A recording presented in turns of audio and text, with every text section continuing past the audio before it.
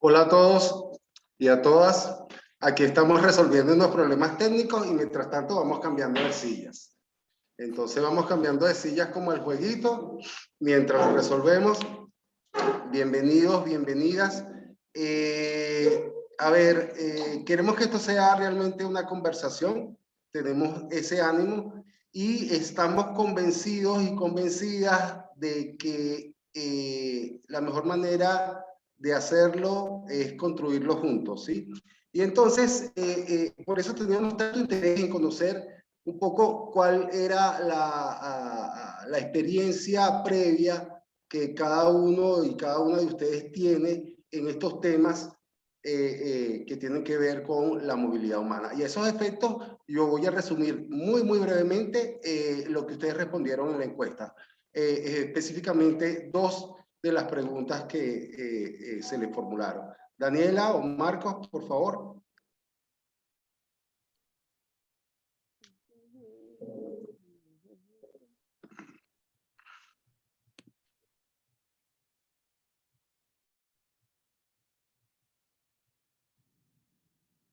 Ok.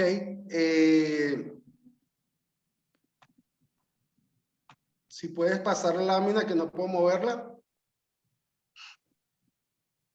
Daniela, porfa. Ok, una de las primeras preguntas que hicimos era si habíamos oído hablar del INSILIO. Entonces tenemos aquí que 61% de este grupo no había oído hablar del INSILIO y 39% sí. Eso nos pone en la idea de que es un área a explorar, que es lo que nos ha motivado desde hace 2 años en la Escuela Cocuyo.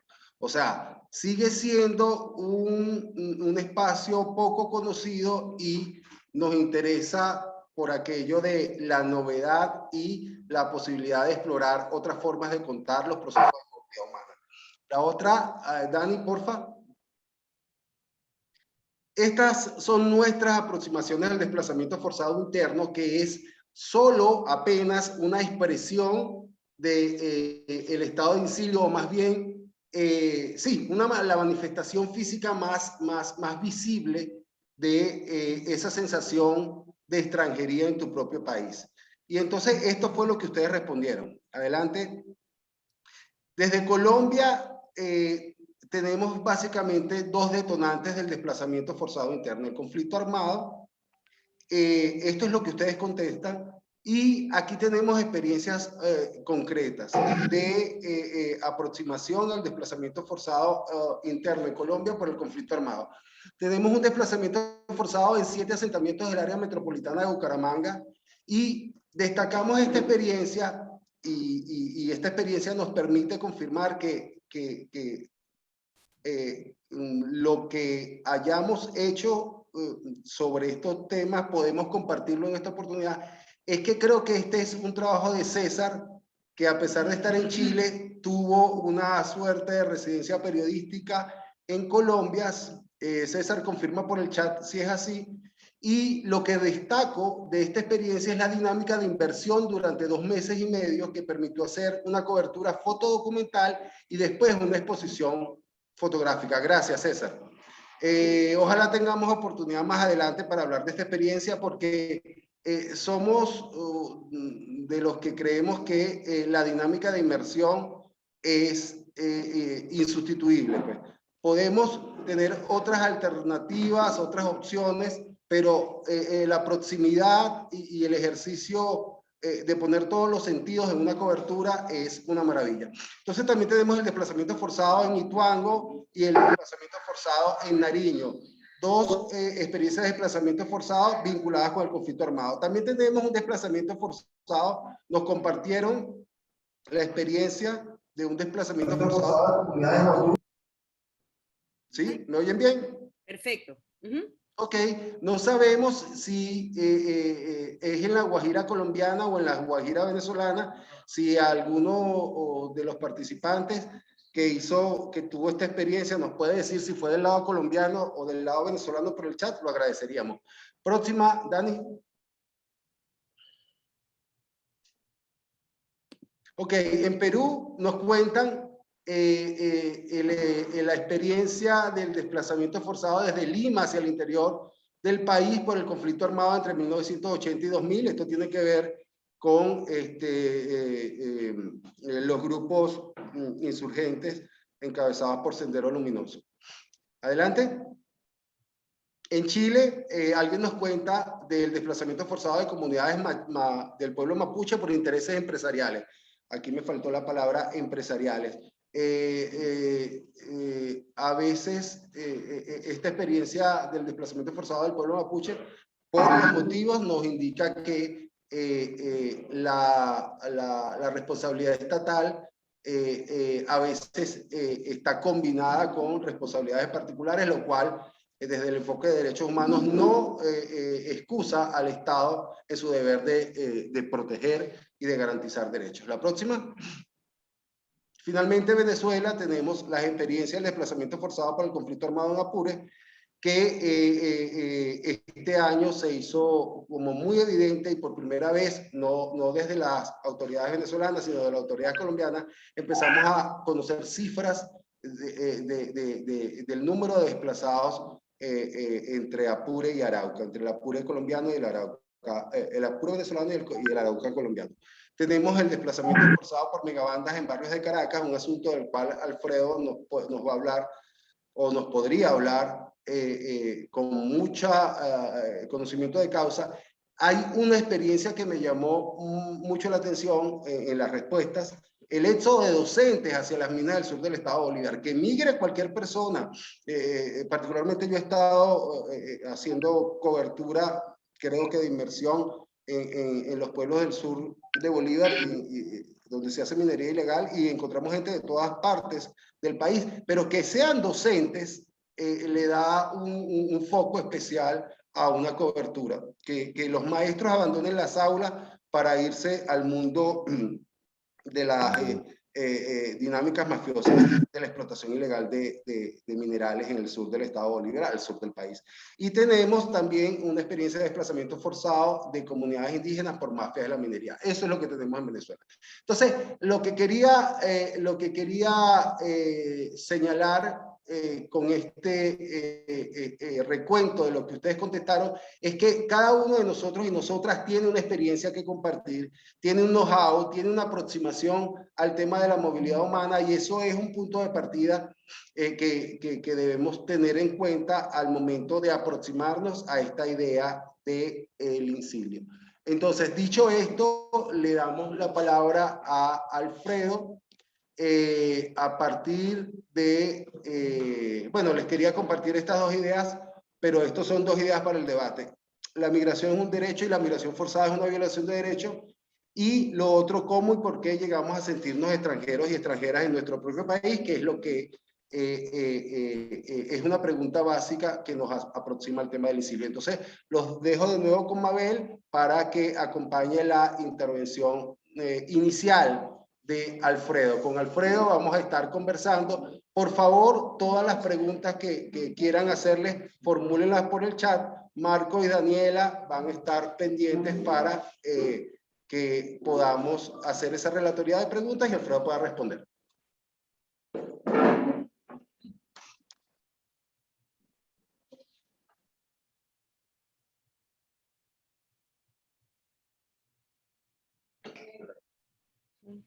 Bueno, para el padre queremos iniciar con unas preguntas bases que están relacionadas con todo su vivencia también, como les había dicho, en La Vega, donde él tiene mayor radio de acción, ¿no? Pero esto lo vamos a extrapolar a todo el territorio nacional. Entonces, bueno, estas preguntas bases van indicadas en cuál es el impacto de la violencia criminal en los barrios de Caracas. Hay otras violencias, por ejemplo, en materia de alimentación, salud, servicios públicos, perdón. Incluso podemos tocar violencia política. Entonces, nada, queremos saber cómo esto afecta, todas estas violencias, cómo afectan el tejido social, la construcción incluso de un nuevo tejido social. Estas preguntas son base, pero no estamos metidos en un cajón que podamos solamente mantenernos en este esquema. Así que, bueno, queremos que el padre... Ok. Ok, sí, seguimos aquí con unas fallitas técnicas y estamos, como dice Edgar, rodándonos con las mesas, pero bueno, la idea es que el padre nos responda en este marco de preguntas y también añadimos las que bien estén plasmándose ya en el chat. Me imagino que las inquietudes por conocer cómo es este tema de vivir en el barrio, en un barrio lleno de violencia de toda índole, transforma y trastoca las vidas y las rutinas de muchas personas, que es lo que hace y lo que empuja a que nos desplacemos. Bienvenido, padre. Muchísimas gracias. ¿Sí? Okay. Muchísimas gracias por la invitación y gracias por todo presente. Yo quisiera comenzar diciendo que en Venezuela actualmente los tres componentes que constituyen una nación están en crisis. En primer lugar, el territorio, como todos sabemos, está fragmentado de distintas maneras por violencias delincuenciales y violencias de todo tipo. Luego también la población, por el tema de la emigración, hemos perdido el bono demográfico y además también la misma población se encuentra en una emergencia humanitaria compleja. Y en tercer lugar, pues el Estado, que es otro elemento fundamental de un país, pues hay una crisis de institucionalidad que afecta las garantías de derechos humanos. Por tanto, el Estado de Derecho pues está erosionado. Entonces, ante este panorama, por supuesto que la violencia es más que el fenómeno que se nos presenta visiblemente, es una violencia institucional estructural y que de una u otra manera está ligada pues a un proyecto político y por eso hablamos pues de emergencia humanitaria compleja. Entonces, a partir de allí quisiera en primer lugar responder a cuál es el impacto de esa recurrencia de la violencia ya más fáctica, más visible en la zona popular y en el resto del país. Entonces, lo primero que habría que decir es que la violencia generalizada que vive Venezuela, por el deterioro de las condiciones de vida, por la violencia social, la violencia policial también, a todos nos afecta. O sea, que no solamente afecta a los sectores populares, sino que es una afectación para todos. Sin embargo, no a todos nos influye de la misma manera. Entonces, yo creo que aquí, desde el punto de vista de la conducta humana, hay que distinguir entre la afectación y la influencia. En el barrio, de hecho, en una zona popular, las mismas dinámicas de violencia que se manifiestan, a todas las personas les afectan, pero no a todos les influyen por igual. ¿Y cuál es la distinción entre influencia y afectación? Lo que la influencia tiene que ver con en cierto sentido, con la incidencia que la violencia tiene en la interioridad humana, en el imaginario, en el comportamiento, en sus condiciones no solo objetivas de vida, sino también en su relacionalidad. Entonces, en ese sentido, pues, aunque estamos en un marco de violencia que a todos nos afecta, los niveles de influencia de esa violencia son muy plurales. Dentro de esas afectaciones, una es esta que ustedes han venido reflexionando, que es el incilio, o sea, es decir, el hecho de que Venezuela tenga una situación de violencia estructural que nos afecta a todos. No todos viven el incilio, aunque el incilio es una tendencia importante hoy en Venezuela, ¿no? Eso lo primero que quería agregar, ¿no? Luego, en un mismo contexto, por ejemplo, un grupo humano está viviendo una misma situación objetiva de violencia. Esa violencia a unos expulsa por la vía del desplazamiento interno Y el desplazamiento interno producido por la violencia es el desplazamiento de un lugar del país a otro lugar. Incluso dentro de la misma ciudad, en la situación que vivimos en La Vega, en la zona suroeste de Caracas, uno de los elementos fue el desplazamiento dentro de la misma ciudad, buscando otras condiciones de vida, buscando seguridad, ¿no? Y otros quedan confinados, y hay una distinción también entre el confinamiento y el incilio, que no todo el que está confinado está inciliado, así como no todo el que está preso no está libre. A ponerle un ejemplo, por ejemplo, el Mandela estuvo en la cárcel, pero era un hombre libre. Lo mismo sucede en lo social, ¿no? O sea, tú puedes estar confinado y ese confinamiento te lleva a un incilio, que es el equivalente a todas estas caracterización que Mabel y Edgar les presentaron. Pero también dentro de ese mismo contexto de confinamiento, hay gente que el nivel de afectación no les llega a influir, sino que por el contrario, les moviliza para buscar alternativas de vida. Pero sí es importante tomar conciencia del fenómeno del incilio, porque el incilio de una u otra manera, cuando va ganando terreno, es en definitiva, el incilio, en cierto sentido, en estas condiciones, es inducido por el poder. Porque el incilio de una u otra manera desmoviliza, lleva a una depresión, a un desencuentro y a un daño antropológico. Y eso les interesa al poder. Y el que podamos estudiarlo, describirlo, es muy importante, porque ayuda también a tomar conciencia de esa tendencia.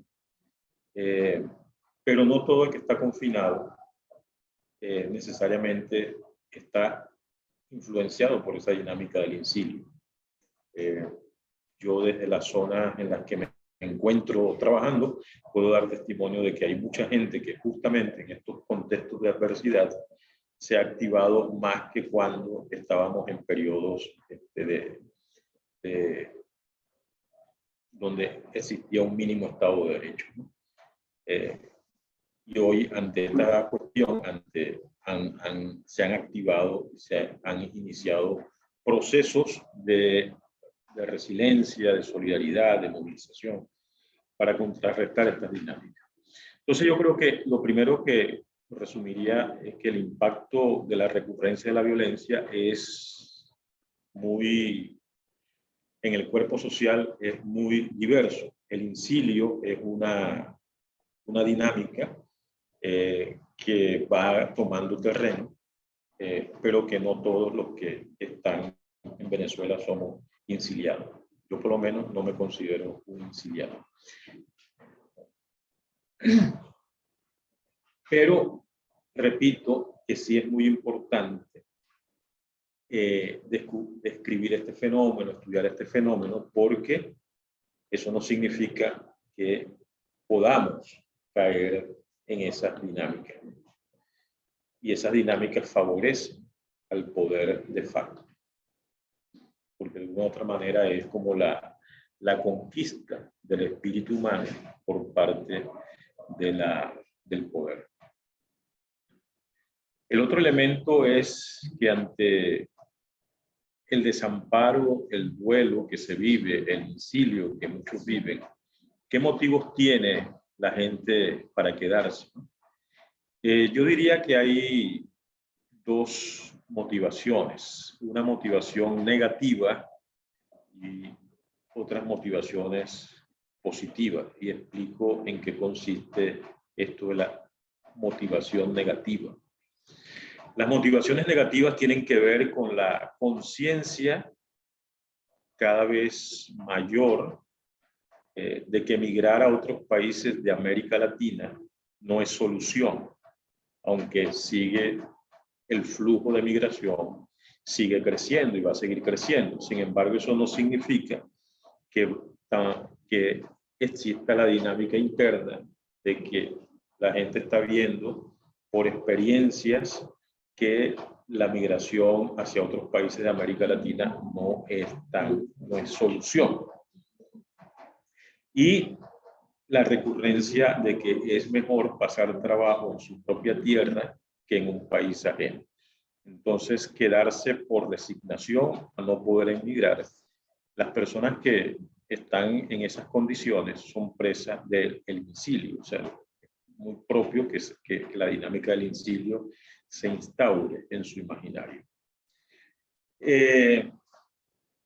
El otro elemento más de carácter positivo para mí es lo que yo les decía. O sea, yo, por ejemplo, ahí en la parte alta de La Vega, una de las cosas que voy descubriendo es que hay gente que ante el duelo, ante la pérdida, van generando redes de solidaridad y emprendimientos y iniciativas, y cada vez más con la conciencia de que o nosotros nos activamos y recuperamos nuestros espacios y desarrollamos nuestras organizaciones y no dependemos tanto del Estado, o no va a haber salida. Entonces hay mucha gente que está en esta línea. Entonces creo que hay dos razones para quedarse. La negativa, que tiene que ver con la resignación y que expresa del incilio, y la positiva, que tiene que ver más con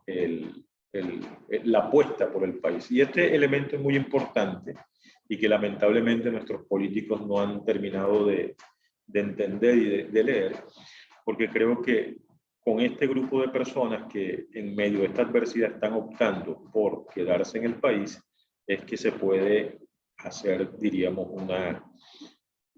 una ruptura con el imaginario que el poder intenta imponer, y el surgimiento de un imaginario y de un mensaje más movilizador.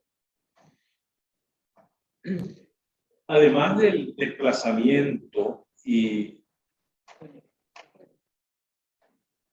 que ocurre en la violencia, ¿qué otra, y del incilio, de todas estas dinámicas que lamentablemente, qué otras dinámicas me preocupan?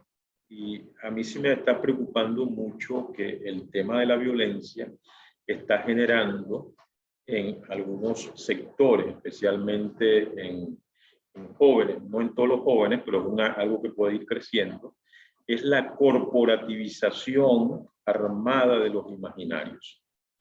¿Qué pasa muchas veces en zonas populares? Pareciera que no hay más alternativa que o ingresar a un cuerpo de seguridad del Estado o ingresar a una corporativización mafiosa armada, ¿no?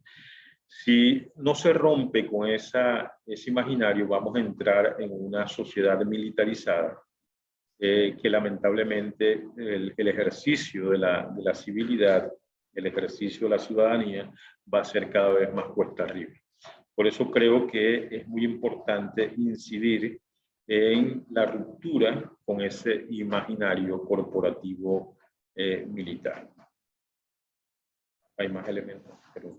Bueno, padre, sabemos que el tiempo es muy corto y que podríamos hablar de muchísimas aristas de lo que nos está llevando a este desplazamiento, a sentir este incilio. Han tocado puntos importantísimos como que hay gente que sin desplazarse igual se siente inciliada y que no toda la violencia hace también obliga a la migración, que hay gente que se queda y que está tratando de sobrevivir a todo ese fenómeno, ¿no? También habló de la industrialización, de la culpa política en este tema del desplazamiento, pero vamos a aprovechar unas preguntas que ya están aquí en el chat de nuestros participantes. La primera a ver, Daniela, se me fueron las preguntas. Si las tenemos aquí en el orden. Si quieres, lo puedo Hay leer. Juan Carlos Sí. Rincón que se pregunta, ¿el INSIDE sería como una especie de quedarse por obligación? Al principio usted hablaba un poco de eso, pero si le puede ahondar un poco más a Juan Carlos, de por qué aquí se queda y qué lo ata pues, a no desarraigarse.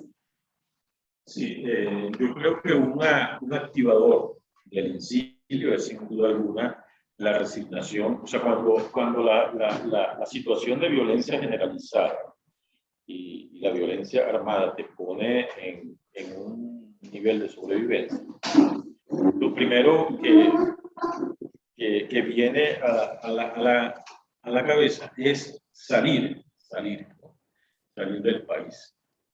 Cuando esas posibilidades se ven también como una pared, pues mucha gente decide no emigrar. Entonces, ese hecho, esa vía negativa, diríamos, de sentirse limitado a que el país vecino no es la alternativa, te lleva a quedarte, pero quedarte en un país ajeno, en un país que ya no ves, en el que ya no ves alternativa, y por tanto sí es un activador importante del incilio.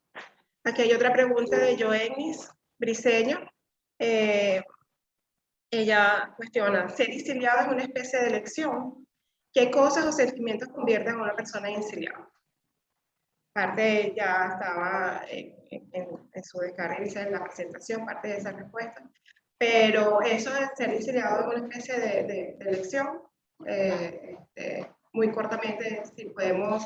Sobre las características del incilio, yo creo que están muy bien desarrolladas en la investigación que Mabel y Edgar hicieron. Por tanto, no me meto en eso. Recomiendo que se lo lea, está bastante claro. Pero lo que sí creo que el incilio, aunque es una dinámica, yo sí creo que es importante entenderlo para uno poder revisarse uno hasta qué punto, cuáles son los tips que van indicando en uno que puede estar en una dinámica de incilio para volver sobre sí y salir de esa dinámica, ¿no? Yo creo que en ese sentido sí puede ser una elección, o sea, que yo no creo en el determinismo del incilio, o sea, creo que el poder nos quiere inciliar, pero también tenemos la decisión de revertir esos procesos en uno internamente. Aunque no sea tan fácil, pero es posible. Muchas gracias, Alfredo, por estas primeras respuestas. Algunas de las preguntas que han formulado las contestaremos en el transcurso de la conversación, pero ahora queremos, digamos, conectarnos con nuestro segundo invitado. Él es Sócrates Serrano, es, digamos, Sócrates como psicoterapeuta tiene una perspectiva distinta y definitivamente útil, creemos, para tratar de aproximarnos a el incilio. Y antes de darle la palabra a Sócrates, veamos, por favor, Daniela, Marcos, un video que nos compartió Sócrates y que le da pie a su intervención.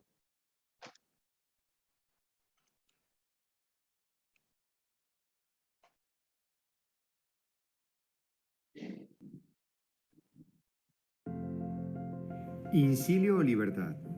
Incilio, un término que aún no aparece en el diccionario, pero que comenzamos a escuchar en el mundo de la literatura, la política, la filosofía y un tema que me ocupa, la psicoterapia. Se usa para describir el viaje personal hacia el mundo interior, la desconexión y el encierro en sí mismo para evadir la situación presente. Se refiere en ocasiones al exilio hacia adentro. Perdón, ¿no se oye? Yo lo oigo perfecto. Sí, está bien. Pero se metió un micrófono por ahí. Bien. Sí, se oye perfecto, Dani. Al exilio hacia adentro, es decir, el tránsito forzado hacia el mundo personal, escapando de un ambiente árido y amenazante que, llevado a un extremo negativo, puede transformarse en una desconexión absoluta de la realidad y finalmente, en casos muy extremos, incluso en esquizofrenia. Este término se emplea también en ocasiones para referirse a los espacios de protección colectivos, que son expresiones de resistencia a ciertos entornos, tales como actividades o rutinas íntimas de pequeños grupos para compartir inquietudes o realizar prácticas que solo pueden llevarse a cabo en secreto, en regímenes autoritarios o represivos. Particularmente quiero rescatar el elemento que para mí es fundamental en la descripción de este fenómeno: la voluntad de volver al único y más auténtico espacio de libertad con el que contamos, que es nuestro mundo interior. Sin embargo, la forma en que se realiza ese viaje es una decisión absolutamente personal, ya que yo puedo comprar el boleto para buscar respuestas o lo puedo comprar para huir atemorizado, lamentándome. Sin escapar de un honesto análisis y comprensión objetiva del entorno que vivimos, prefiero manejar la idea de haber emigrado sin viajar, de haberme mudado de país sin mover un dedo. Todo cambió a mi alrededor, y en ese nuevo territorio al que llegué sin moverme, viajar hacia adentro me permite entender mis fortalezas para manejarme proactivamente en un entorno extraño y complejo. Prefiero entender el incilio como una etapa del duelo por la pérdida, transitarlo para asimilar el dolor y la dificultad, y desde allí seguir viajando para construir nuevas posibilidades y significados en lo cotidiano.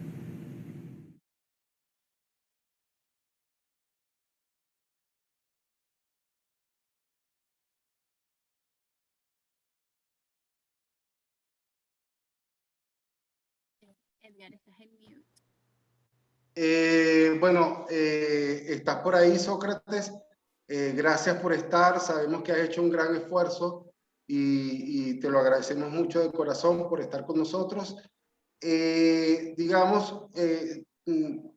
preguntaría dos cosas para darle pie a tu intervención. Sí, ¿Qué señor. pasa en el corazón y en la mente de una persona que se siente extranjera en su propio país? ¿Cuándo hay que entregar eso? Y sobre todo lo que nos compete a los periodistas y a los que queremos tratar de dejar algún registro y hacer alguna memoria de esta situación. ¿Cómo los periodistas y las periodistas nos podemos aproximar a una persona que está en esa situación, emocional, sin revictimizar, sin hacer daño? Gracias por venir y tienes la palabra, Sócrates. Muchas gracias a ustedes por la invitación y gracias a todos. Buenos días. Bueno, es una pregunta amplia, pero a ver, para tratar de focalizar qué pasa en la mente y en el corazón de una persona insiliada, esto depende mucho del momento en el que se encuentre. Yo pudiera decir que el insilio tiene como proceso un componente que puede ser inconsciente en algún momento. Es decir, hay personas que pueden estar insiliadas sin saber que se encuentran insiliadas. Lo que quiero decir con esto es que puede ser que no haya una toma de conciencia de que están escapando a un mundo interno para evadir la realidad del entorno. Eh, Creo que tengo un eco porque hay alguno de ustedes que tiene un micrófono abierto y tiene cornetas y se está reflejando el sonido en la salida del sonido del grupo. Ok, ahora creo que cambió, ¿verdad? Entonces estaba comentando, perdón, que hay un tema que tiene que ver con la toma de conciencia del hecho de estar insiliado. Puede ser que el insiliado no se haya dado cuenta que se encuentra en ese estado de evadir o escapar de esa realidad que lo acosa o lo acecha. De esta manera, si no ha tomado conciencia del estado en el que se encuentra, pues no puede accionar sobre ese estado, no puede modificar su situación, no puede ser proactivo ante esa amenaza del entorno.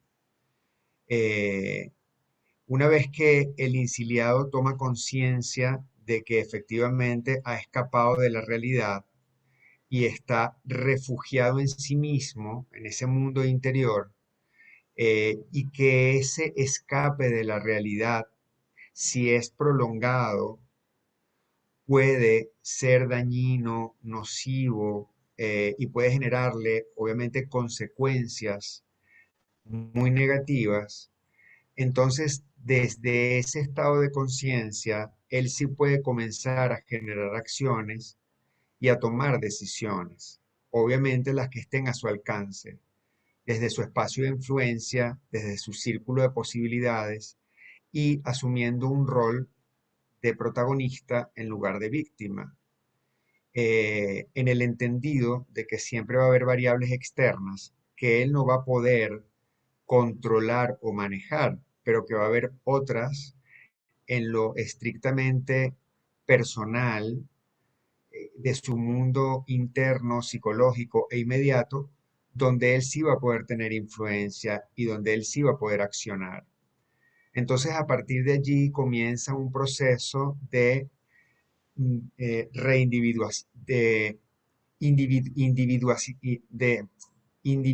perdón, de poder lograr la individuación, como lo llaman los junguianos, a partir de la dificultad, ¿ok?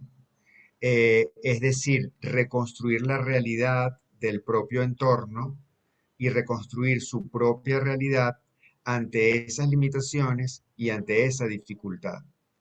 Entonces, para responder concretamente a tu pregunta, que es difícil responderlo concretamente, Edgar, yo diría que lo que pasa en el corazón y la cabeza de un inciliado va a depender del momento en el que se encuentre del incilio y del momento de la toma de conciencia del estado en el que se encuentra.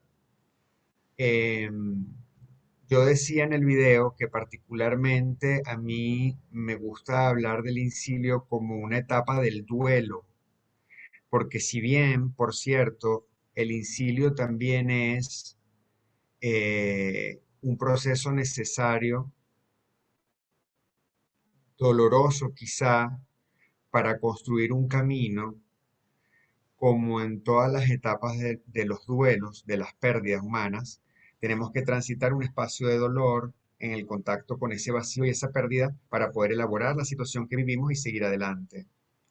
Entonces, yo prefiero, tal como lo dije en el video, considerar el incilio como un espacio de transición que me permite elaborar lo que estoy viviendo y tomar un rol proactivo ante la realidad para poder influir sobre ella, en el entendido de que siempre va a haber cosas que yo no voy a poder manejar y controlar, pero que sí hay un espacio de ese mundo donde yo voy a tomar decisiones y donde yo puedo reconstruir poco a poco mi realidad para buscar oportunidades a pesar de las crisis o las dificultades, como efectivamente está pasando con muchísimas personas en nuestro país en este momento y como muy seguramente está pasando con muchos de los que estamos convocados acá en este encuentro.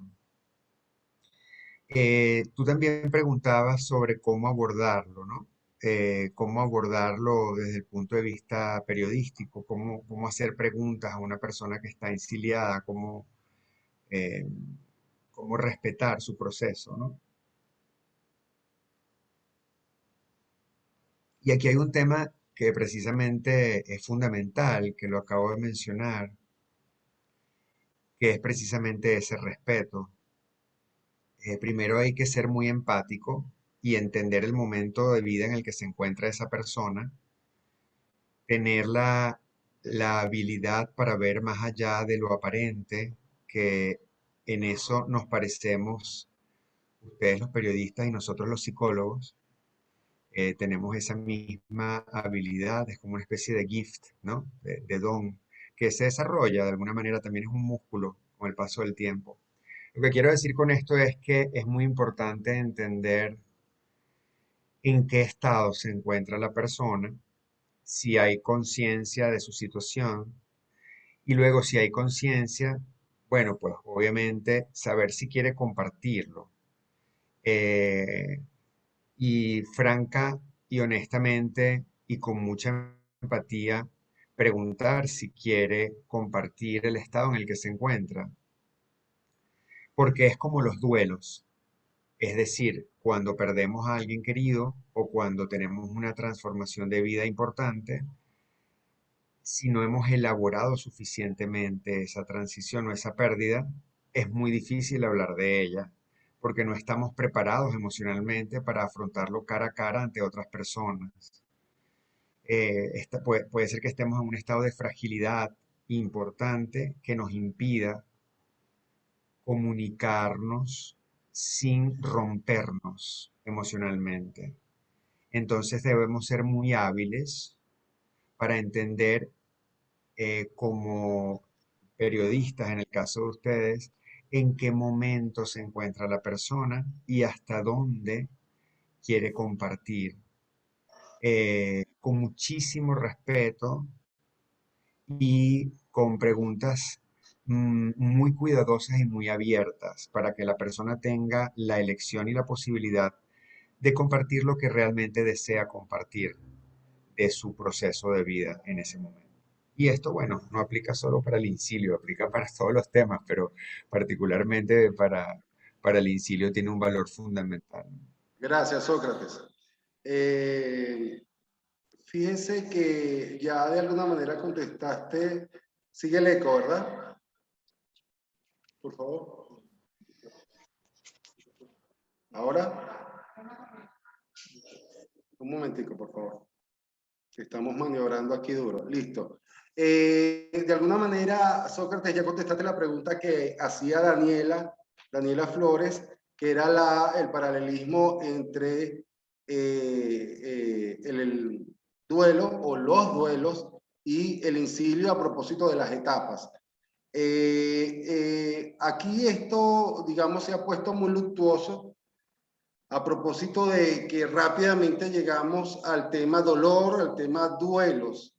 La pregunta para los dos, para Alfredo y para Sócrates, ¿qué posibilidades de respuesta resiliente que no signifique una forma de esquizofrenia y de desconexión con la realidad o de inventar una realidad que no tiene asidero, existen a partir de ese estado de esa sensación de extranjería en tu propio país, que es, digamos, esa aproximación más aterrizada que nosotros estamos haciendo? Alfredo, por favor.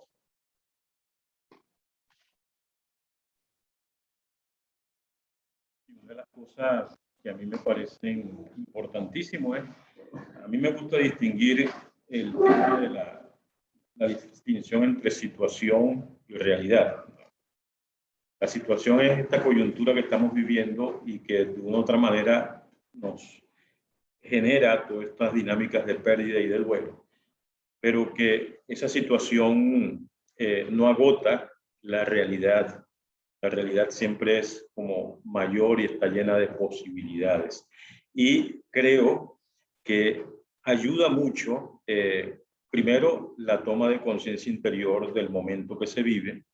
En segundo lugar, las vinculaciones, o sea, la vinculación con otros es fundamental. Entonces, por ejemplo, en los espacios en los que yo me muevo, que son espacios de alta vulnerabilidad y de mucha adversidad, sin embargo, allí la creación de espacios de encuentro consigo mismo y la creación de espacios de vínculos con otros para generar iniciativas pequeñas, cercanas, generan toda una dinámica que repercute también al mismo tiempo en el fortalecimiento interior y va generando como, va abriendo las expectativas de vida y la esperanza, ¿no? Entonces yo creo que ese es un mecanismo importante, o sea, la toma de conciencia interior, como muy bien lo planteaba Sócrates, y lo segundo es las conexiones, las vinculaciones, o sea, yo puedo decidir vincularme, ¿no? Y qué tipo de vinculaciones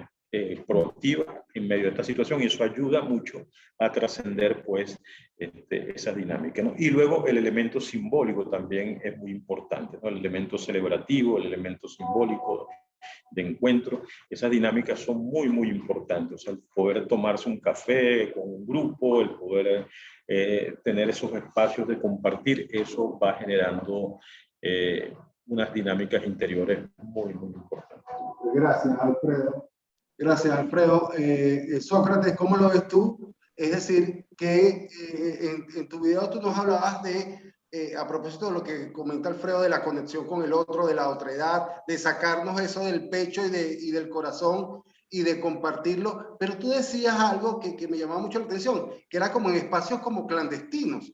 Entonces, ¿qué quieres decir con eso? O sea, si sigo en la clandestinidad, todavía sigo, dijera Alfredo, preso, pues. Preso, no como Mandela, sino preso. Entonces, ¿cómo imaginas tú ese ejercicio de otredad, de compartir mi sensación con la tuya, y para poder ser resilientes y para poder sacar el mejor provecho de esta sensación de extranjería de tu propio país, Sócrates? Sí, yo sumaría a lo que de manera muy acertada comenta Alfredo, eh, invitar a las personas que están en proceso de incilio a revisar su historial de vida en situaciones de crisis. Es decir, si nosotros identificamos y reconocemos a una persona que está en una fase dura o compleja del incilio, ya sea por algunas conductas o comportamientos de queja o de aislamiento o por algunas manifestaciones psicosomáticas que comenzamos a ver, es comenzar poco a poco a invitar a esa persona a chequear en qué momentos del pasado, de su historia personal, quiero decir, ha logrado superar adversidades o dificultades. Todos tenemos en nuestra historia de liderazgo personal momentos de fracaso importantes, que por cierto son los que más construyen nuestro carácter, y también tenemos situaciones de logro. Entonces, un poco la invitación aquí es a que estas personas puedan dar una mirada a qué cosas hicieron en esas situaciones difíciles. De alguna manera se trata como de una especie de autoanálisis para que las personas puedan identificar sus fortalezas y sus aprendizajes en situaciones críticas. Porque muchas veces lo que sucede en situaciones como esta es que el agobio de sentirnos en una situación de presión o de angustia nos impide hacer contacto con esas fortalezas que sí están instauradas en nosotros y con esas habilidades y esas historias de éxito que sí tenemos en nuestro recorrido, o incluso con los aprendizajes producto de los fracasos, que son también, por cierto, muy poderosos. Entonces, yo sumaría a todo lo que está diciendo Alfredo muy acertadamente esta invitación al análisis del recorrido personal. Eh, y sin duda, voy a reforzar el tema de trabajar en red y trabajar en conexión con otras personas. Siempre que podamos respetar el proceso de esa persona que se encuentra en el incilio, porque si la persona no quiere compartir, por más que nosotros lo invitemos a bailar salsa en el medio de la sala, más bien lo que estamos haciendo es agredirlo terriblemente, si la persona lo que quiere es mantenerse aislado porque está viviendo su proceso. Pero la conexión con el otro genera un espacio que en psicodrama, por cierto, se llama, Jacob Levi Moreno, el padre y creador del psicodrama, lo llamaba catarsis de integración, que es el reconocimiento de que mi problema no es solo mi problema, sino que es un problema, una situación, una dificultad o un conflicto que también han vivido otros y que han experimentado otros, al igual que yo, y que al hacerlo colectivo, el peso que tiene en el experimentar y el transitar es diferente, porque ya eso es sanador. Ya el hecho de que otros hayan transitado por acá es sanador, sana. Y eso conecta con la posibilidad de avanzar y obviamente eso conecta con la resiliencia. Gracias, Sócrates. Ya vamos a eliminar el eco. Ok. Hola. Después le contamos el entretelones de esta sesión que nos ha costado un poco. Ya se dejó de oír. Ah, no, mentira. Listo. Ok. Ayatola Núñez desde Lima pregunta, y quizás Alfredo pueda responder, ¿cómo cambiamos el discurso en términos de imaginario, de que el que se va es valiente y el que se queda es conformista. Y para Sócrates, otra vez el asunto del estado de conciencia. Somos todos conscientes del estado en que nos encontramos, de que tan conectados estamos con el entorno, con ese entorno hostil. Entonces, Alfredo, ¿cómo cambiar el discurso de que el que se va es valiente y el que se queda es conformista? Ok, vamos con Sócrates. Sócrates, la respuesta es el grado de conciencia. El grado de conciencia y la posibilidad de a partir de ese grado de conciencia, conectarse con la realidad, el entorno aunque sea hostil. Perdón, es que no entiendo bien la pregunta, Edgar. Si me la formulas de nuevo, disculpa.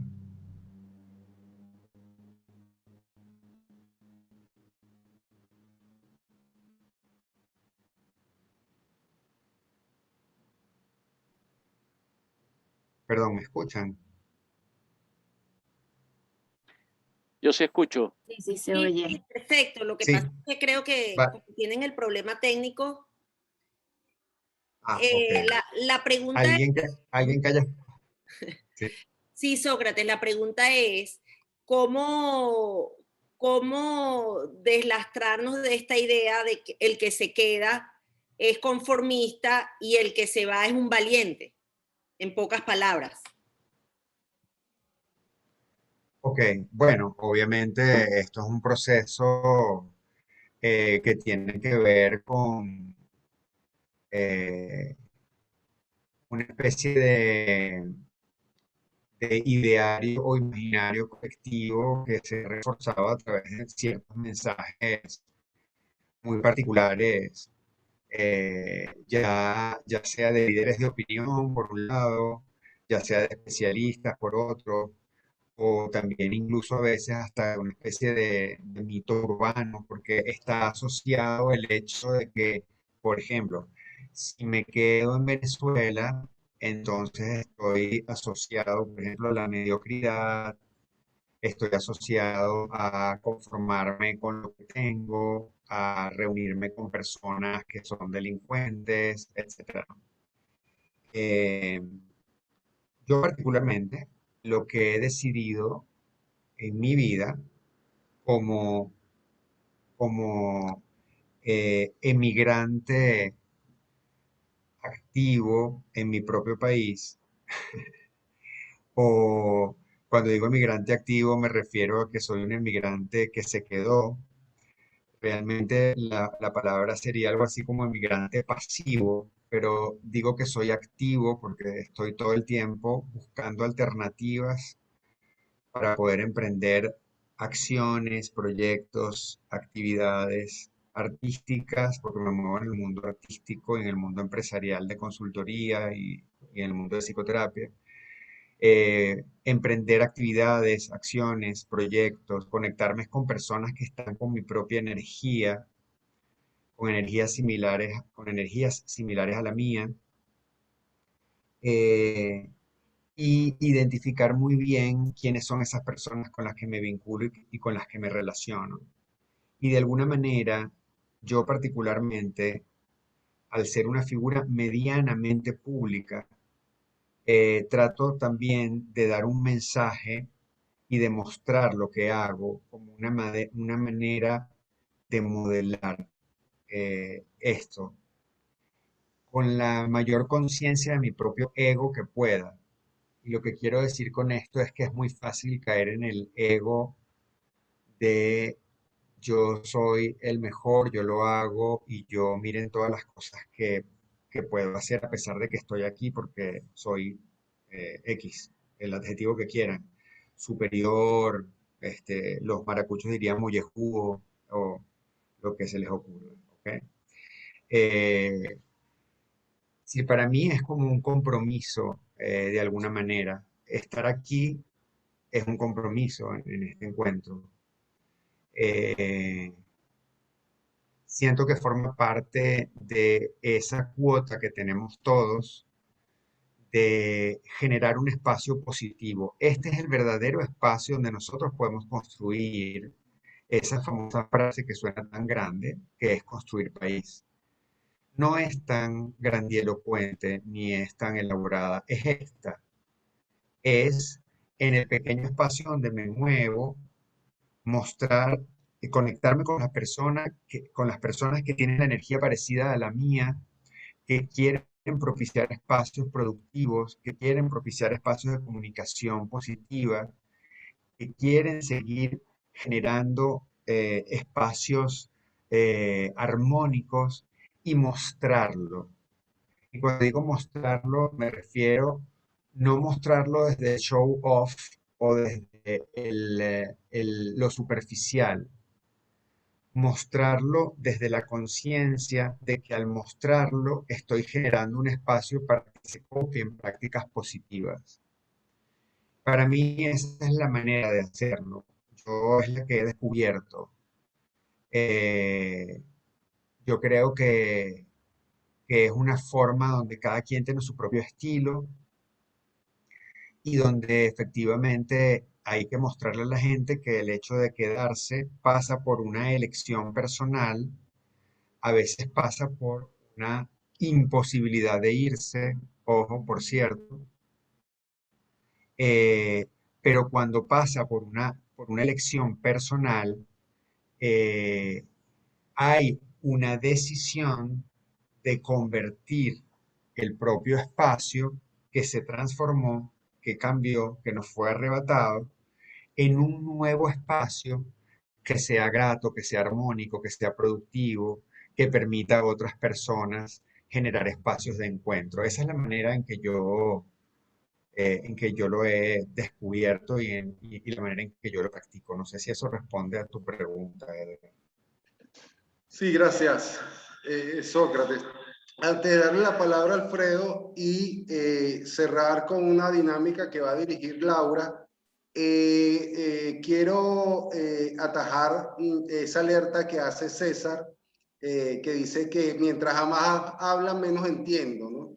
A mí me parece maravilloso, César, que lo plantees de esa manera, porque esa es la invitación. La invitación es a construir juntos una manera de aproximarnos a esto que ni siquiera la RAE ha podido definir. Entonces, no nos sintamos para nada frustrados porque estamos enredados con el tema incilio. Y precisamente esa es la discusión que estamos dando. Pero en todo caso, nosotros en la lección que ustedes seguramente ya empezaron a traer, hacemos una propuesta de aproximación a la definición de incilio. Estamos hablando de la sensación de extranjería en tu propio país que tiene por lo menos 4 dimensiones: una dimensión individual, una dimensión colectiva, una dimensión física y una dimensión emocional.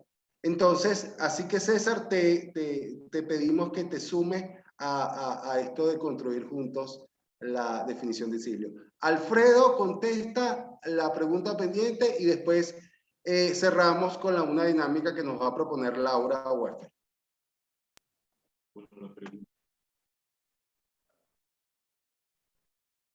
Solamente quería agregar un asunto, y es que no caer en el juego de la polarización, de que los que emigran son valientes y los que se quedan son. Porque también hay otra narrativa que dicen, bueno, los que emigran huyen, que es un hecho real también, que están huyendo, pero que están huyendo también de una responsabilidad, y eso no es así. Y los que se quedan deciden por el país, tampoco es así en 100%. Entonces yo creo que lo importante es poder a través de experiencias narrar el rostro de los que se van y también a través de experiencias narrar el rostro de los que se quedan y generar esas vinculaciones para construir un mensaje más inclusivo de ambos, ¿no? Creo que es un riesgo pensar que los que emigran son más valientes que los que se quedan, o por el contrario, pensar que los que se quedan optan por el país y los que se van se ponen de espalda al país, ¿no?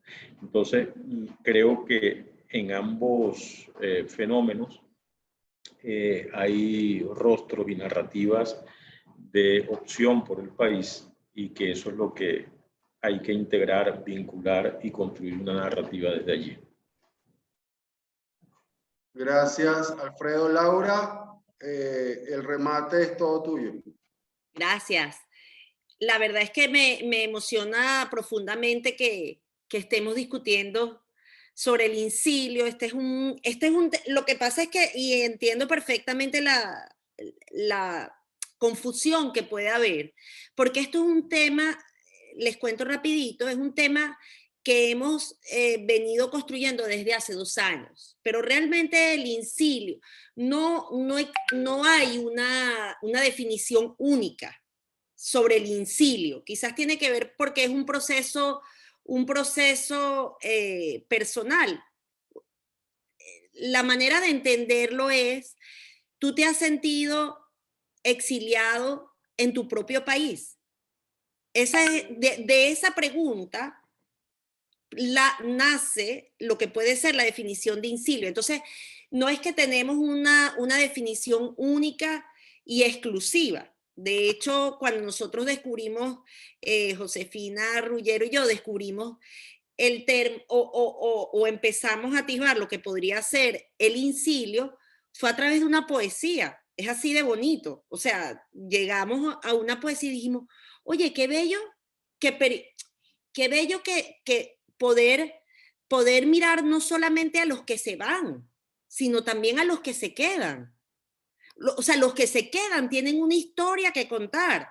Los que se quedan son extranjeros en su propio país.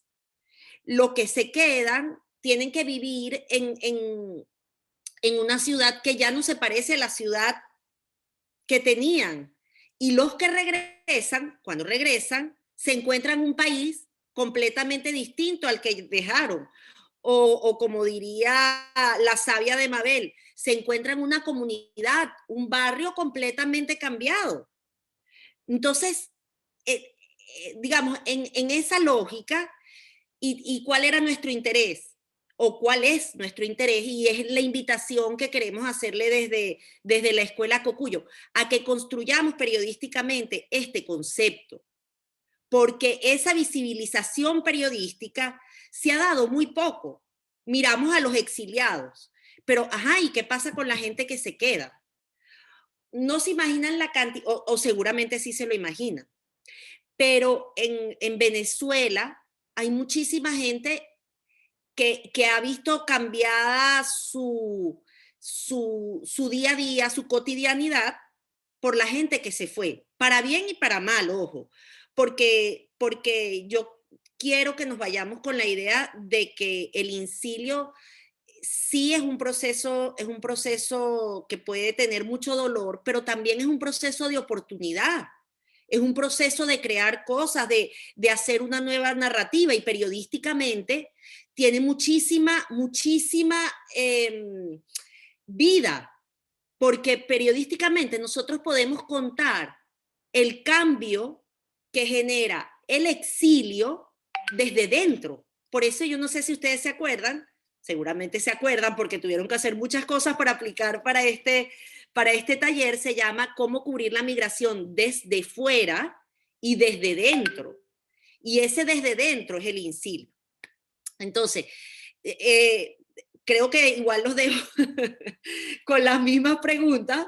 No tenemos una definición de incilio única. La invitación es que la hagamos entre todos. Y me gustaría hacerles una dinámica que creo que puede ser muy bonita. Dani, pon la presentación. Les voy a dar las explicaciones muy detalladas, lo más detalladas posibles, ¿ok? Ajá.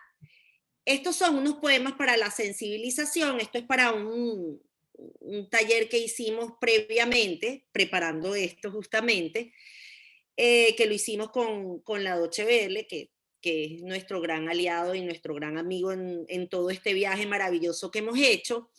Entonces, va a ser lo siguiente. Dani, pasa la siguiente, please. Gracias. Ahorita nos vamos a dividir en tres grupos, ¿no? Ustedes no tienen que hacer nada, la propia aplicación los va a ir llevando. Simplemente cuando vean el cuadradito, quieren ir para el cuarto, ustedes dicen sin segundas intenciones, por favor, ustedes le dan aceptar y el mismo sistema los va llevando, ¿ok? Entonces, ustedes se van a encontrar, Dani lo va a poner rápidamente, si cuando llegan no lo encuentran, den unos segunditos que Dani y quizás si puedo yo, les vamos a estar poniendo los poemas. Son tres poemas que tienen que ver sobre migración.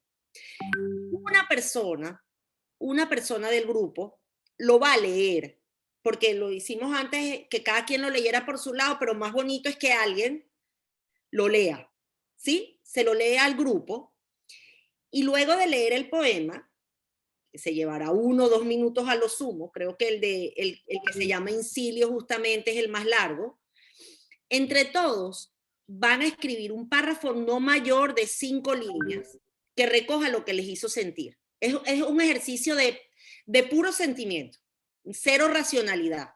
Solamente déjense llevar por lo que los hace sentir ese poema. Y luego nombran un vocero y volvemos. Y esa persona lo único que va a hacer, puede ser la misma persona que leyó el poema, lo único que va a hacer es leernos ese parrafito. ¿Ok? ¿Alguna pregunta con respecto a...?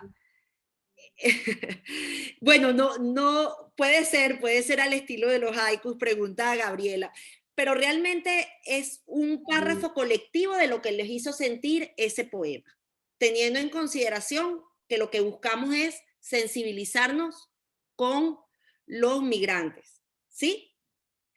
Si hay alguna pregunta, nosotros vamos a estar entre los grupos. Si nos tardamos un poquitico, disculpen, que es la primera vez que vamos a hacer esta dinámica de dividirnos en grupos, y disculpen que nos estamos pasando un poquito más de la hora. Bueno, si hay alguno que se tiene que ir, muchísimas gracias por estar, pero sería chévere que todos pudieran quedarse.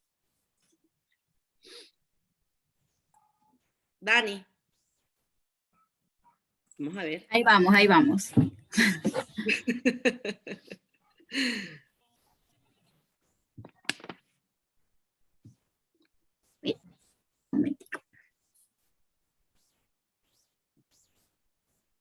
Okay.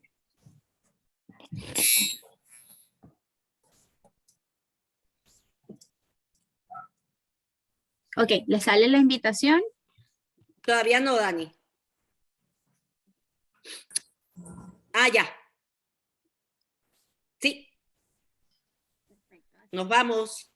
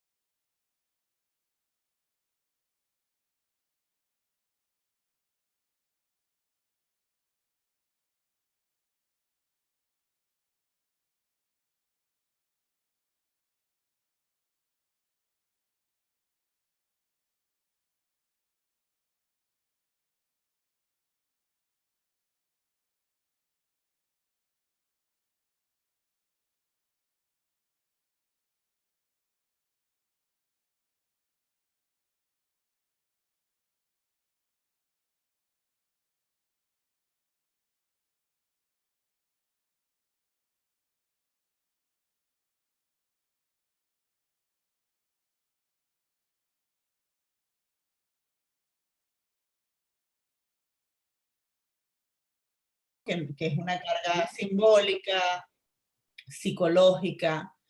Y bueno, creo que eso me causó como mucho enojo al principio, fue una experiencia muy fuerte, sobre todo porque cuando yo me fui no había en mi país de destino tampoco ¿cómo se dice? Un tejido social nuestro, no había una comunidad de venezolanos afuera.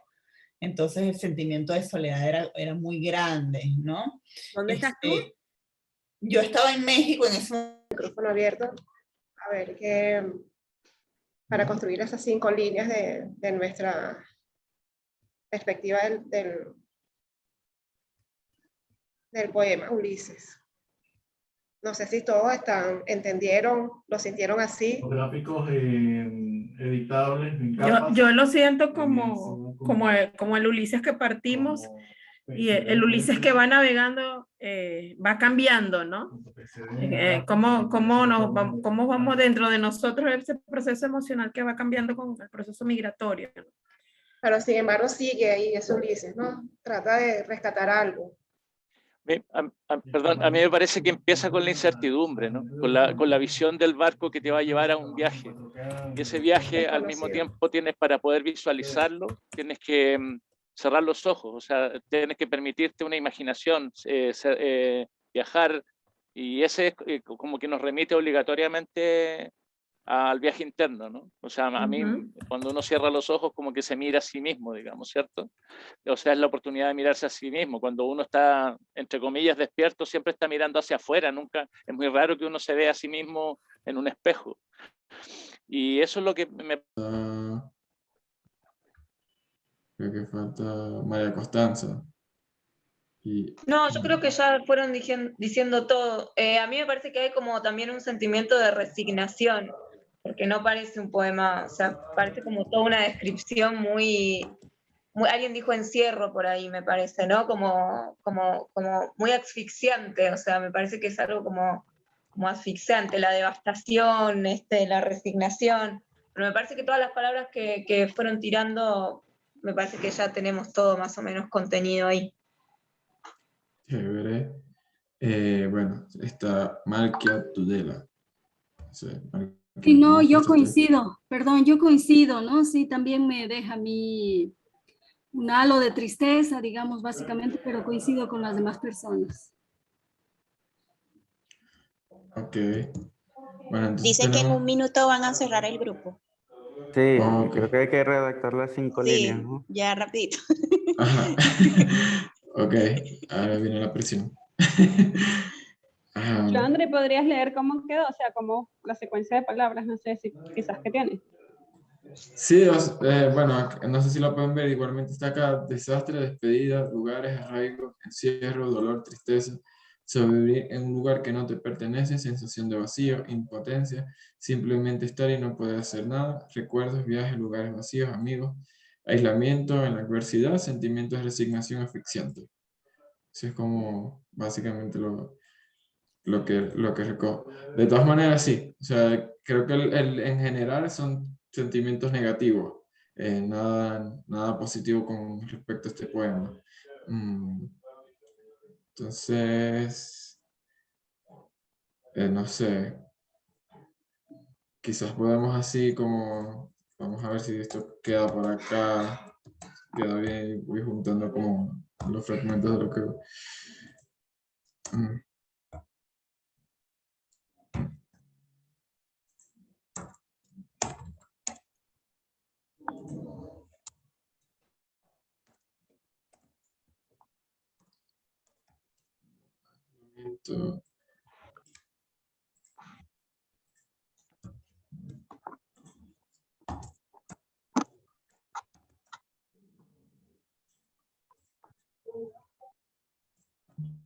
La mayoría de las personas que salen no saben a dónde van, son personas que nunca han viajado fuera de Venezuela y van a llegar a un país totalmente desconocido, donde lo único que saben es lo que han leído por internet o experiencia que les han contado.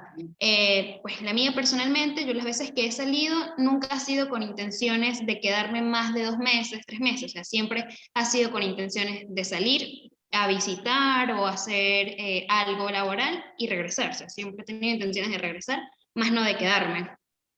Entonces, pues no tengo esa experiencia tan profunda como la del poema, porque yo he salido con la conciencia de que voy a volver. Pero sí comparto el hecho de no saber a dónde llegar, porque la primera vez que yo salí fue sola, fui a visitar a mi mamá y pues yo no sabía cómo era Cúcuta más allá, o sea, no sabía cómo era Bogotá, no sabía cómo era Perú, no sabía cómo era Lima, nunca me había montado en un avión y pues la primera vez fue sola.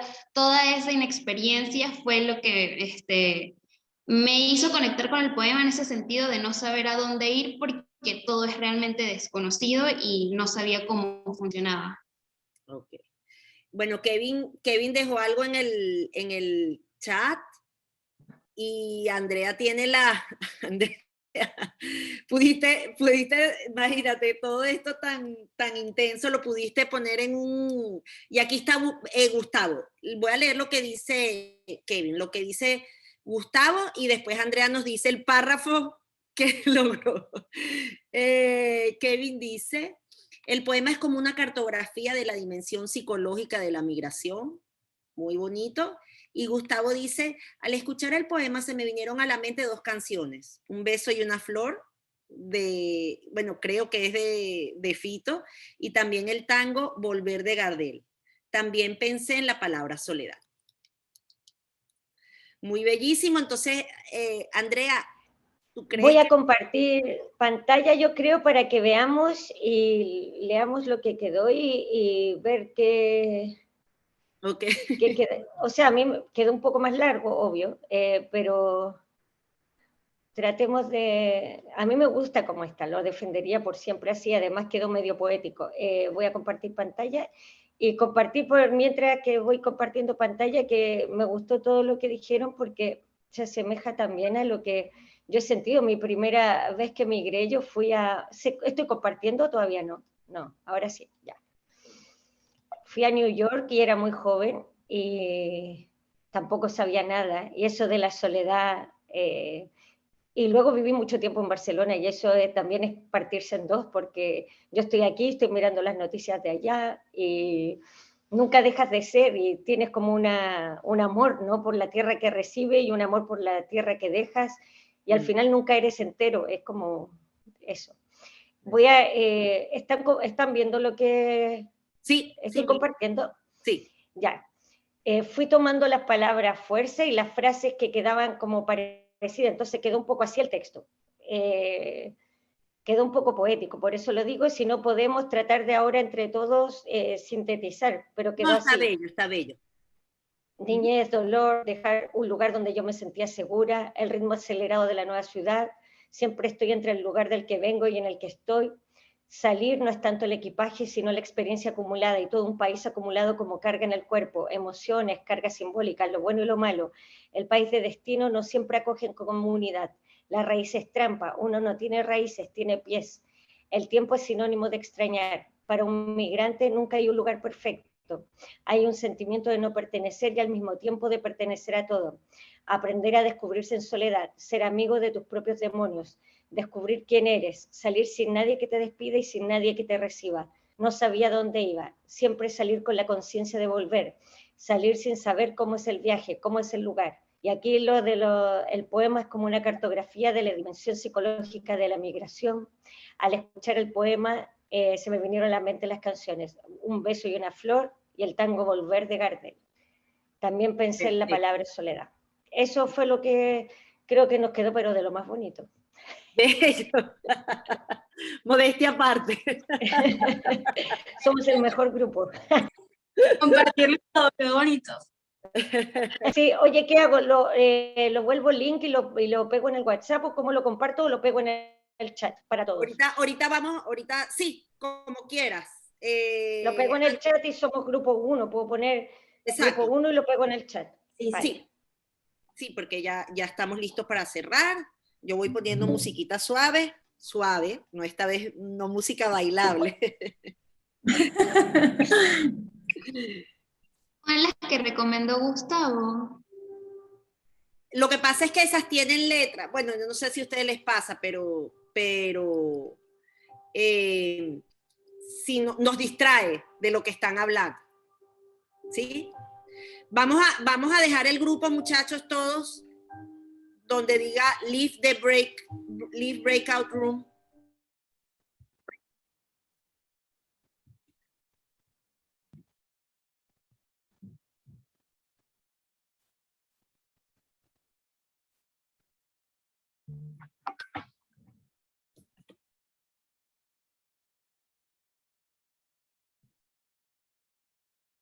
Ok. Tenemos tiempo de hacer la devolución, muchachos, de escuchar lo que cada grupo escribió. Los que están aquí.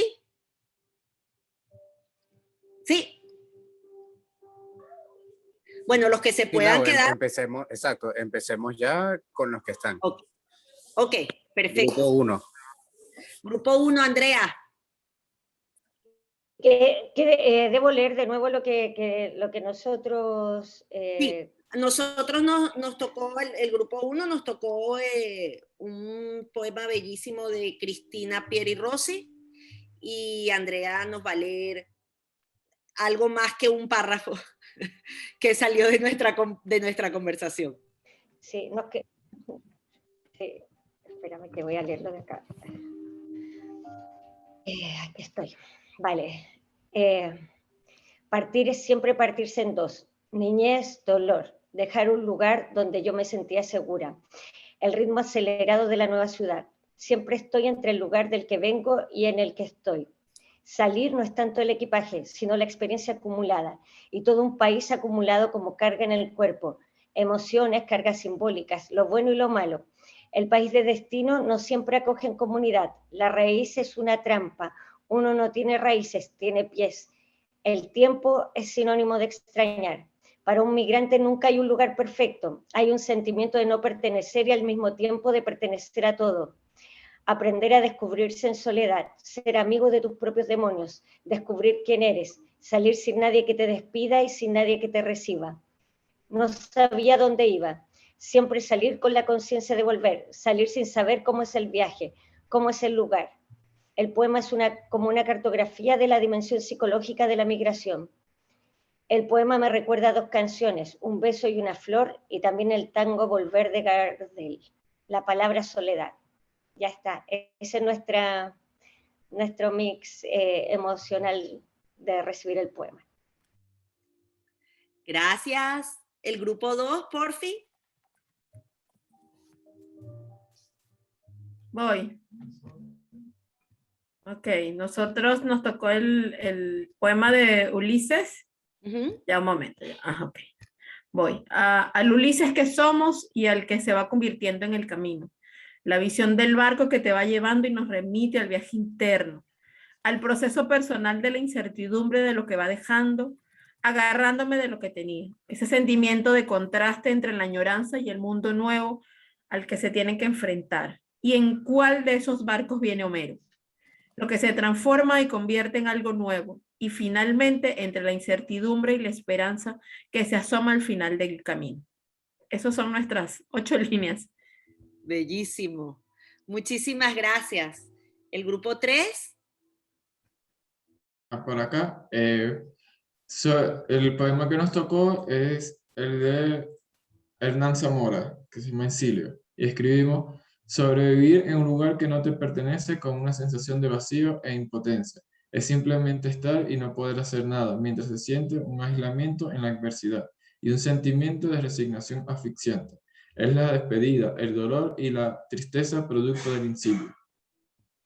Muchísimas gracias, Joandri. Muchísimas gracias. Ahora pueden compartir en el grupo el resultado de esta dinámica tan bonita, tan sentimental. Y vamos cerrando. Edgar.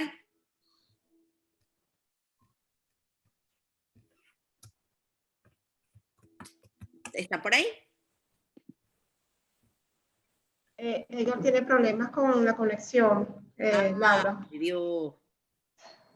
Bueno, Mabe. Con el audio. Ok, entonces dale tú, Mabe.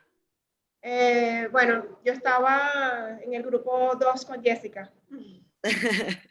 No, pero que vayamos cerrando Sí, no, que quería comentar que, bueno, que fue una experiencia muy novedosa y motivadora este tema de analizar y compartir los poemas, porque nos lleva incluso a pensar cómo estamos, ¿no? Cómo nos estamos desplazando hacia también lo interior, y para comprender todo este proceso externo que está ocurriendo en Venezuela con el incilio y la migración interna. Entonces, bueno, como decía Laura en su intervención anterior, esto nos va a dejar también una reflexión de hacia dónde vamos, que no todo tiene que partir desde el duelo, porque este elemento de trasladarnos y movilizarnos está también haciendo que se reconstruya un tejido social, que creemos nuevas comunidades, que lleguemos a unas ciudades de acogidas diferentes, donde incluso sí se ha trastocado la rutina, pero se están creando nuevos códigos culturales, nuevos códigos de asociación, y eso es lo importante que nosotros debemos visibilizar y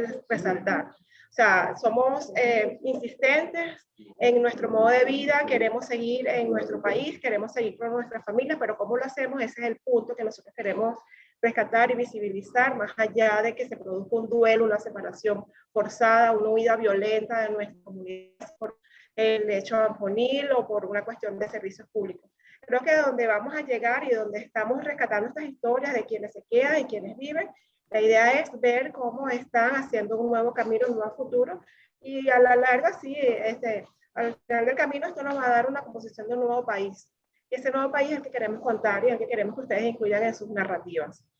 Vamos a ver nuevos deportistas, de repente a lo mejor en una zona donde no había deportistas, vamos a ver violinistas en una comunidad donde tal vez no había violinistas, sino peloteros. Entonces, ese es el nuevo tejido y la nueva reconfiguración social que estamos viendo y que realmente tenemos que visibilizar. Y sé que ustedes en sus comunidades, en sus localidades, en sus países lo están sintiendo, lo están viendo con el desplazamiento de venezolanos fuera de las fronteras y de cómo se han organizado grupos en gastronomía, cómo se han creado grupos de orquestas, cómo se ha organizado el trabajo. Y exacto, como me estaba recordando que el padre, lo acabamos de ver con las Olimpiadas con Tokio y los Paralímpicos, como vimos el desempeño de nuestros atletas que están fuera formándose y que están haciendo una nueva construcción de país, un nuevo orden social. Entonces, bueno, yo estoy agradecida en nombre de la Escuela Cocuyo, en nombre de Josefina, de Edgar, de Laura, que están aquí en este panel. Agradezco muchísimo la presencia del padre Infante. Sócrates, realmente valoramos todo el esfuerzo que hicieron todos por estar aquí. Queremos que se lleven lo mejor de este tercer módulo que está comenzando ya con esta tertulia. Vamos a tener más cercanía en los próximos días. Hay preguntas que quedaron en el chat y que se van a responder en lo sucesivo. No termina todo aquí con esta tertulia, así que bueno, estamos muy agradecidos y bueno, felicidades pues, felicidades en este... Entonces, bueno, a la foto grupal, Daniela, y suerte, pues, suerte y muchísimas gracias. Bueno, se pueden activar todos la cámara y nos tomamos una foto grupal, que como propone Mabel, y así cerramos oficialmente la tertulia del día de hoy.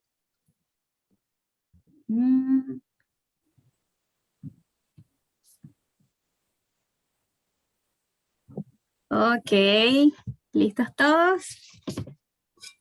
Ahí voy. Ahí va. Okay. 1, 2 y 3. Déjenme confirmar rapidito que salió. Ya va.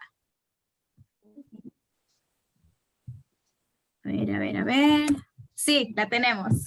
¡Ay, otra vez, Dani! ¿Otra vez? Ah, mire. Ok. Vamos, otra vez. Otra vez, ya va. Ok, ¿listos? 1, 2, 3. A ver. Súper La tenemos. Súper espontánea. Perfecto. Bueno, gracias a todos por estar aquí. Nos encontramos el jueves otra vez en los consultorios. Que tengan un muy feliz día. Gracias por participar. Gracias. Adiós. Gracias a todas, a todos. Gracias. Chao, chao. Buen día a todos. Chao. Chao.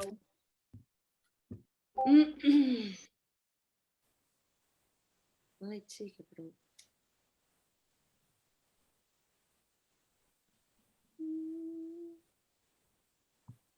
No sé.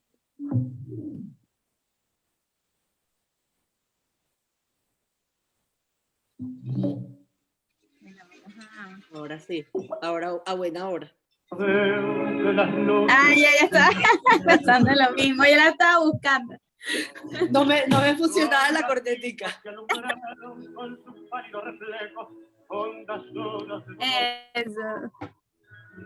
Y aunque no quise el regreso, siempre se vuelve al primer amor. La vieja calle donde le dijo, tuya es su vida, tuyo es su querer. Bajo el burlón mirar de las estrellas, con indiferencia. Ya. Creo que estamos... Ahí está José. Con la frente marchita. Creo que estamos pura familia. Ya. Sí, incluido Reinaldo, creo que estaba. Hola, bueno, la familia que es imposible. Por eso. Chao, gracias. Estuvo buenísima la tertulia, en verdad. Chao, Gracias. Mira, José. Está ahí, ese rey. Sí, ahí está José. Chao. Dani, guardaste... Chao, mi amorcito. Dani, guardaste los tres resultados, ¿verdad? Y sí, está en el documento donde están las preguntas y además ya